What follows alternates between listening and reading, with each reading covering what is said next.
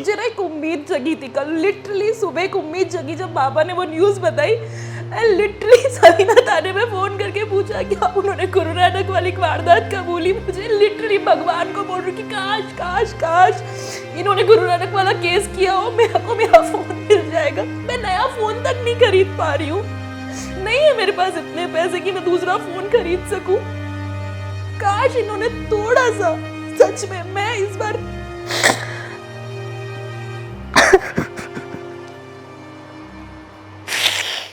नमस्कार, मैं मयूर अलवेला और आप देख रहे हैं अलवेला राजस्थान। इस वक्त हमारे साथ एक उदयपुर की महिला शेफाली जैन हमारे साथ मौजूद हैं और इनका बिल्कुल साफ तौर पर कहना है कि उदयपुर पुलिस के दो रूप इन्होंने देखे हैं।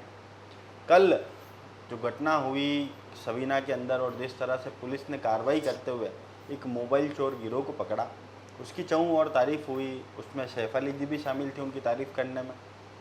पर एक घटना जो 15 मई के दिन घटित होती है, जिसकी एफआईआर 22 मई को लिखी जाती है, वो शेफाली जी के साथ हुई घटना थी और आज तक आरोपियों की पकड़ से काफ़ी दूर है भोपालपुरा थाना पुलिस।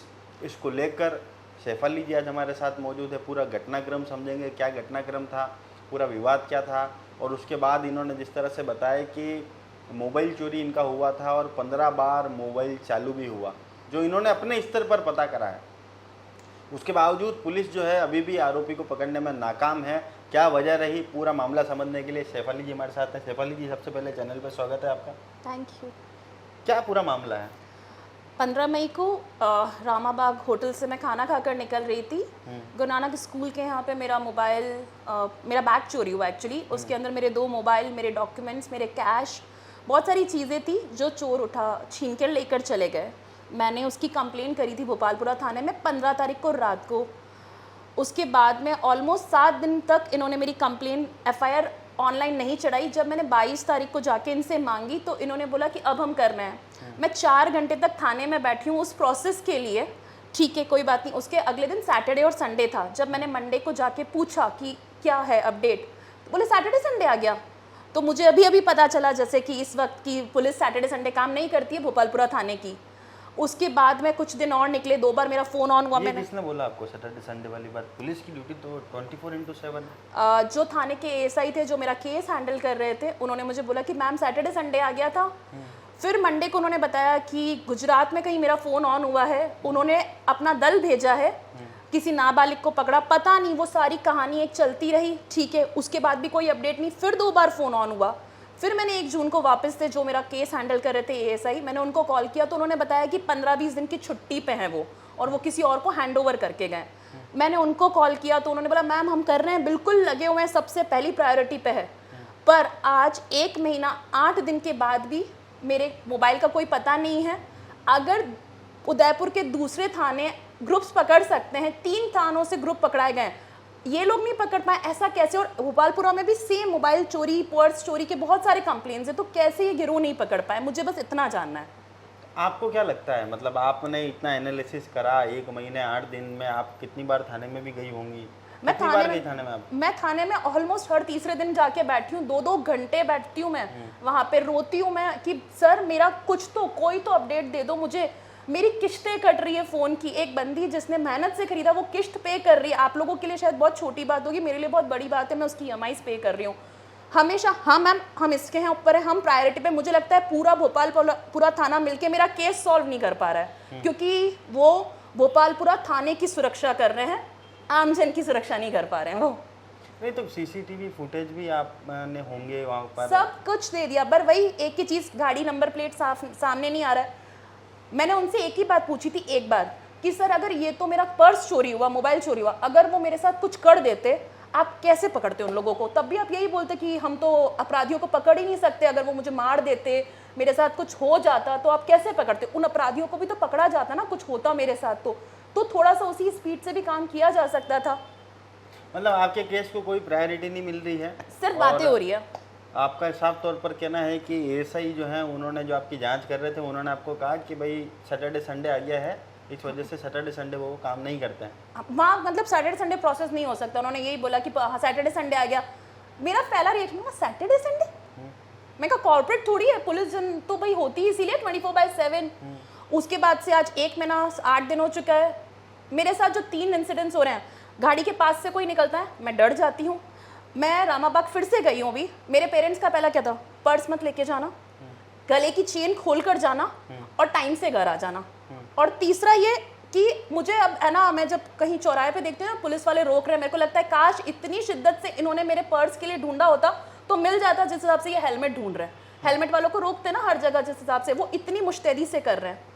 मैंने एएसपी ऑफिस जाके बताया उनको, वहाँ से भी कुछ नहीं हुआ। I am done, I am tired. और मेरे को लिटरली अब मुझे सिर्फ इतना है कि मैं कुछ भी नहीं बोल सकती, अब मुझे कुछ भी नहीं है। मैं परेशान हो चुकी हूँ, मैं मेरे बहुत किस्तें जा रही हूँ, मैं बहुत परेशान हूँ। मैं लिटरली बहुत ज़्यादा नहीं समझ पा रही मैं क्या बोलूँ अब उनको। मैं एक्चुअली नहीं समझ पा रही, मैं उनसे थक चुकी हूँ अब। आज भी फ़ोन किया, फ़ोन तक नहीं उठाते मेरा। तो ये जो रवैया है ये कानून का, ये किस तरह का रवैया? भाई पुलिस का काम है आम जन में विश्वास, अपराधियों में डर।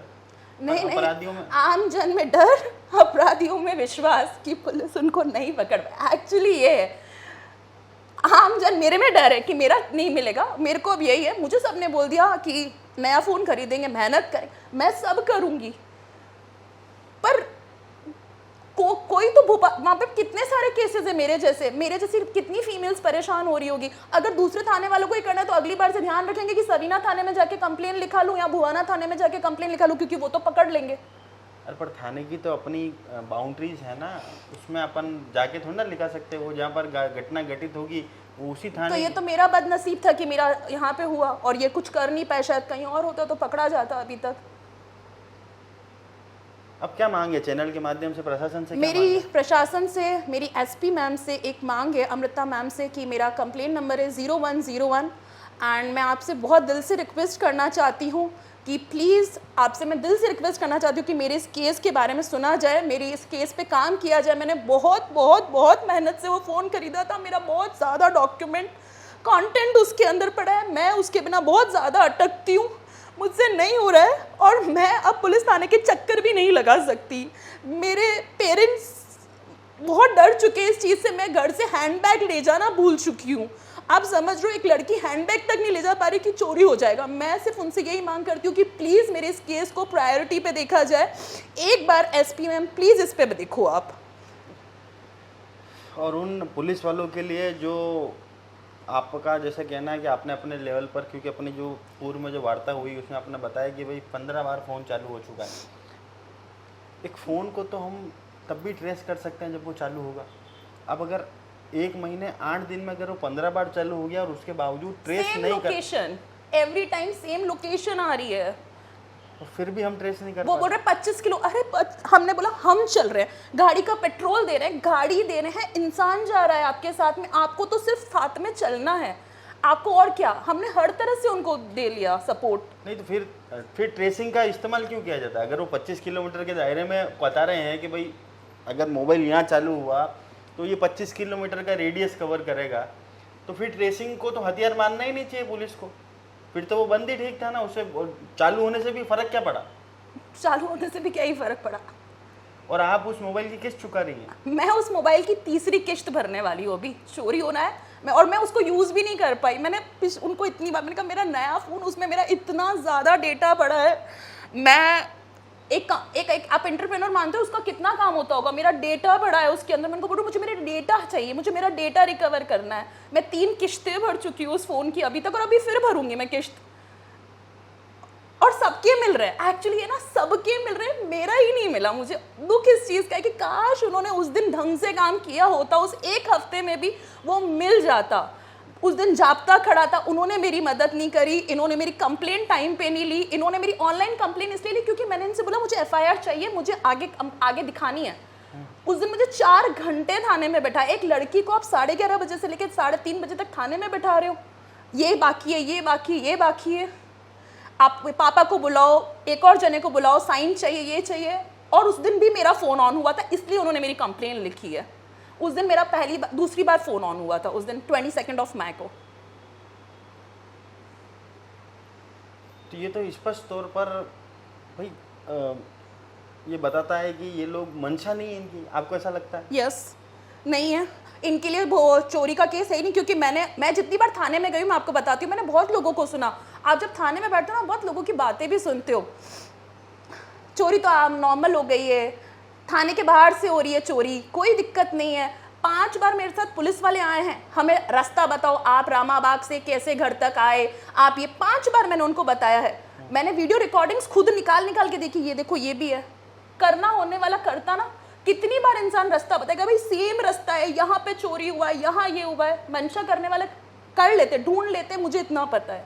हम भी तो कर रहे हैं ना पता, अपने एंड से सारी चीज़ें फाइंड आउट कर रहे हैं। मेरे को इनसे जीरो भी नहीं, माइनस में उम्मीद, माइनस भी नहीं, माइनस से भी अगर कोई लास्ट में होता होगा तो अब वो उम्मीद है मुझे इनसे।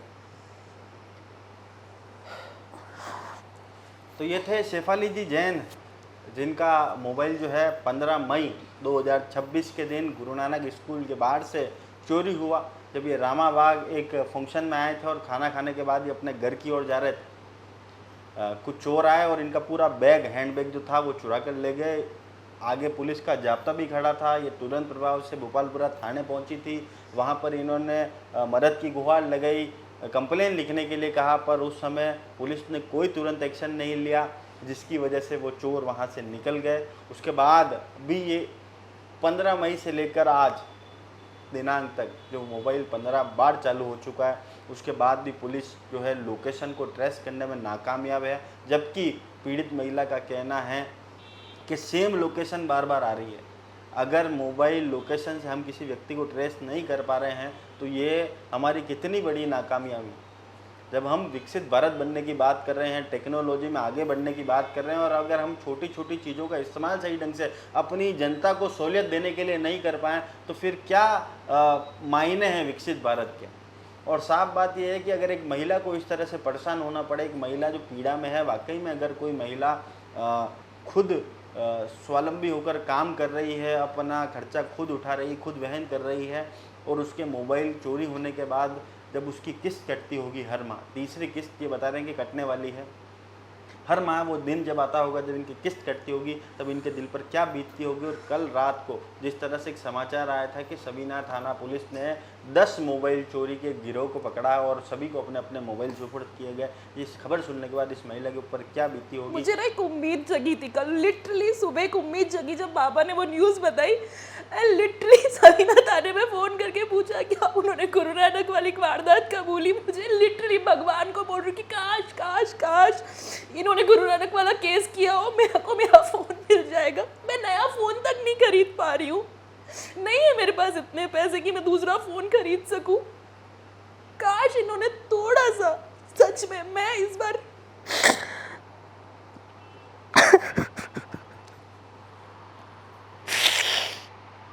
जब भी वो गिरोह की न्यूज़ की खबरें आती ना कि इन्होंने पकड़ा, मैं हर थाने में फ़ोन करके पूछती, इनसे पूछना ना क्या इन्होंने गुरु नानक स्कूल पे वारदात की थी क्या, क्योंकि एक उम्मीद जगती है कि चलो शायद ये वो गिरोह होगा, ये नहीं पकड़ पाए शायद वो कर लेंगे। एक्चुअली उम्मीद जगती है, पर वो हर बार, ये आज सुबह भी यही हुआ।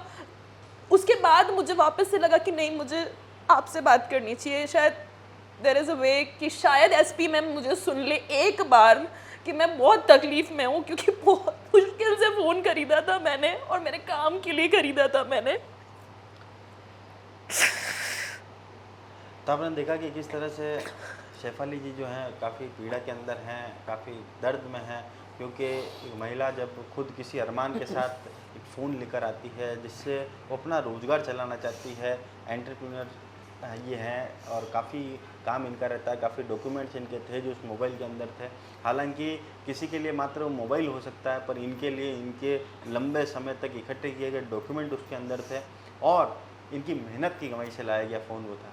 अगर हमें हमारे पिताजी या घर वाले कोई चीज़ दिला देते हैं तो उसकी अहमियत शायद हमें कम होती है, पर जब हम खुद उस चीज़ को ख़रीद कर लाते हैं तो हमें उसकी अहमियत ज़्यादा होती, क्योंकि वो हम हमारे पैसों से ख़रीद कर लाए होते हैं। सेम स्थिति यहाँ पर शेफाली जी के साथ है।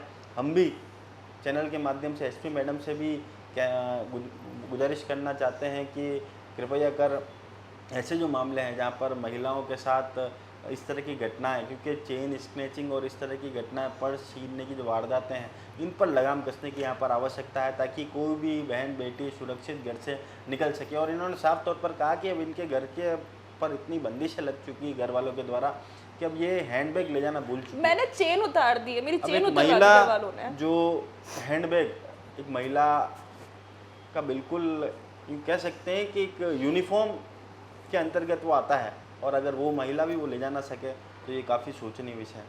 तमाम ऐसी खबरों के साथ जुड़े रहिए। जय हिंद, जय भारत, जय मेवाड़।